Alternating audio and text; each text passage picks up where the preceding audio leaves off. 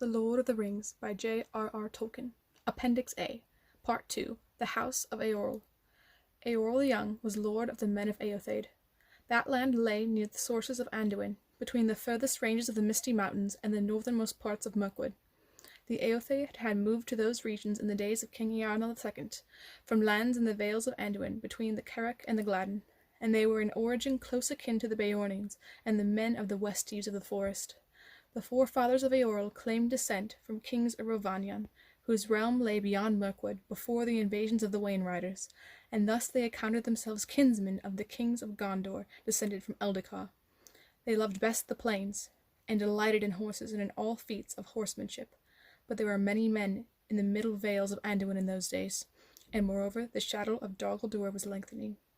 When therefore they heard of the overthrow of the Witch King, they sought more room in the north, and drove away the remnants of the people of Angmar on the east side of the mountains. But in the days of Leod, father of Eorl, they had grown to be a numerous people, and were again somewhat straitened in the land of their home. In the 2510th year of the Third Age a new peril threatened Gondor. A great host of wild men from the northeast swept over Rhovanion, and coming down out of the brown lands crossed the Anduin on rafts. At the same time, by chance or design, the orcs, who at that time before their war with the dwarves were in great strength, made a descent from the mountains. The invaders overran Gellihana-art, and Cirion, steward of Gondor, sent north for help. For there had been long friendship between the men of Anduin's Vale and the people of Gondor. But in the valley of the river, men were now few and scattered, and slow to render such aid as they could. At last tidings came to Eorl of the need of Gondor, and late though it seemed, he set out with a great host of riders. Thus he came to the battle of the field of Celebrant, for that was the name of the green land that lay between Silverlode and Limelight.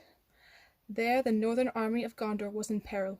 Defeated in the wold and cut off from the south, it had been driven across the Limelight, and was then suddenly assailed by the orc host that pressed it towards the Anduin. All hope was lost when, unlooked for, the riders came out of the north and broke upon the rear of the enemy. Then the fortunes of battle were reversed, and the enemy was driven with slaughter over Limelight.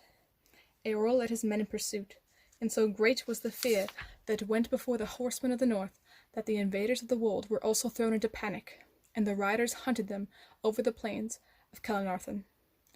The people of that region had become few since the plague, and most of those that remained had been slaughtered by the savage Easterlings.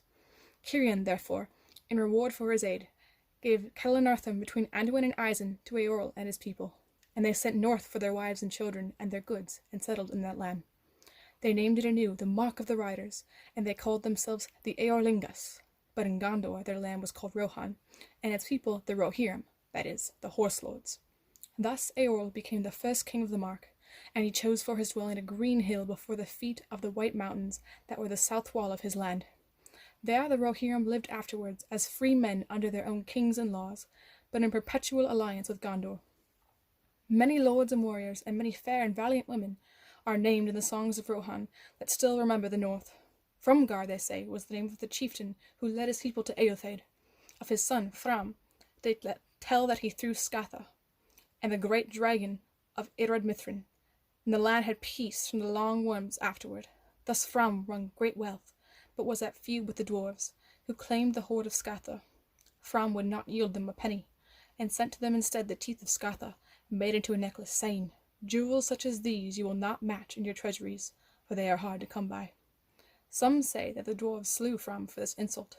There was no great love between Eotheid and the dwarves. Leod was the name of Eorl's father. He was a tamer of wild horses, for there were many at that time in the land. He captured a white foal, and it grew quickly to a horse strong and fair and proud. No man could tame it. When Leod dared to mount it, it bore him away, and at last threw him, and Leod's head struck a rock, and so he died. He was then only 42 years old, and his son a youth of 16. Eorl vowed that he would avenge his father. He hunted long for the horse, and at last he caught sight of him, and his companions expected that he would try to come within bowshot and kill him. But when they drew near, Eorl stood up and called in a loud voice, "Come hither, mansbane, and get a new name." To their wonder, the horse looked toward Eorl, and came and stood before him. And Eorl said, "Felarof I name you. You loved your freedom, and I do not blame you for that. But now you owe me a great weregild, and you shall surrender your freedom to me until your life's end." Then Eorl mounted him, and Felaroth submitted, and Eorl rode him home without bit or bridle, and he rode him in like fashion ever after. The horse understood all that men said, although he would allow no man but Eorl to mount him. It was upon Felaroth that Eorl rode to the field of Celebrant, for that horse proved as long-lived as men, and so were his descendants. These were the Maris, who would bear no one but the king of the Mark, or his sons, until the time of Shadowfax. Men said of them that Bema, whom the elder called Orome, must have brought this sire from west of the sea. Of the kings of the Mark between Eorl and Theoden, most is said of Helm Hammerhand. He was a grim man of great strength. There was at that time a man named Freka, who claimed descent from King Freowen, though he had, men said, much Dunlandish blood, and was dark-haired. He grew rich and powerful, having wide lands on either side of the Adorn. Footnote. It flows into Isen from the west of Ered Nimaris. End footnote. Near its source he made himself a stronghold, and paid little heed to the king. Helm mistrusted him, but called him to his councils, and he came when it pleased him. To one of these councils Freka rode with many men, and he asked the hand of Helm's daughter for his son Wulf. But Helm said, "You have grown big since you were last here, but it is mostly fat, I guess." And men laughed at that, for Freka was wide in the belt. Then Freka fell in a rage, and reviled the king, and said this at the last, "Old kings that refuse a proffered staff may fall on their knees." Helm answered, "Come, the marriage of your son is a trifle. Let Helm and Freka deal with it later. Meanwhile, the king and his council have matters of moment to consider." When the council was over, Helm stood up and laid his great hand on Freka's shoulder, saying, "The king does not permit brawls in his house, but men are freer outside." And he forced Freka to walk before him out from Edoras into the field. To Freka's men that came up he said, "Be off, we need no hearers. We are going to speak of a private matter alone. Go and talk to my men." And they looked, and saw that the king's men and his friends far outnumbered them, and they drew back. "Now, Dunlendine," said the king, "you have only Helm to deal with, alone and unarmed. But you have said much already, and it is my turn to speak. Freka, your folly has grown with your belly. You talk of a staff. If Helm dislikes a crooked staff that is thrust on him, he breaks it. So!" With that he smote Freka such a blow with his fist that he fell back stunned, and died soon after. Helm then proclaimed Freka's son and near king the king's enemies, and they fled, for at once Helm sent many men riding to the west marches. 4 years later, 2758, great troubles came to Rohan, and no help could be sent from Gondor, for 3 fleets of the Corsairs attacked it, and there was war on all its coasts. At the same time Rohan was again invaded from the east, and the Dunlendines, seeing their chance, came over the Isen and down from Isengard. It was soon known that Wulf was their leader. They were in great force, for they were joined by the enemies of Gondor, that landed in the mouths of Lefnwy and Isen. The Rohirrim were defeated, and their land was overrun, and those who were not slain or enslaved fled to the dales of the mountains. Helm was driven back with great loss from the crossings of Isen, and took refuge in the Hornburg and the ravine beyond, which was after known as Helm's Deep. There he was besieged. Wulf took Edoras, and set in Meduseld, and called himself king. There Heleth, Helm's son, fell, last of all, defending the doors. Soon afterwards the long winter began, and Rohan lay under snow for nearly 5 months. November to March, 2758-59. Both the Rohirrim and their foes suffered grievously in the cold, and in the dearth that lasted longer. In Helm's Deep there was great hunger after Yule, and being in despair against the king's counsel, Hama, his younger son, led men out on a sortie and foray, but they were lost in the snow. Helm grew fierce and gaunt for famine and grief, and the dread of him alone was worth many men in the defence of the burg. He would go out by himself, clad in white, and stalk like a snow troll into the camps of his enemies, and slay many men with his hands. It was believed that if he bore no weapon could bite him. The Dunlendine said that if he could find no food he ate men. That tale lasted long in Dunlin. Helm had a great horn, and soon it was marked that before he sallied forth he would blow a blast upon it that echoed in the deep, and then so great a fear fell on his enemies that instead of gathering to take him or kill him, they fled away down the combe. One night men heard the horn blowing, but Helm did not return. In the morning there came a sun-gleam, the first for long days, and they saw a white figure standing still on the dyke, alone, for none of the Dunlendines dared to come near. There stood Helm, dead as a stone, but his knees were unbent.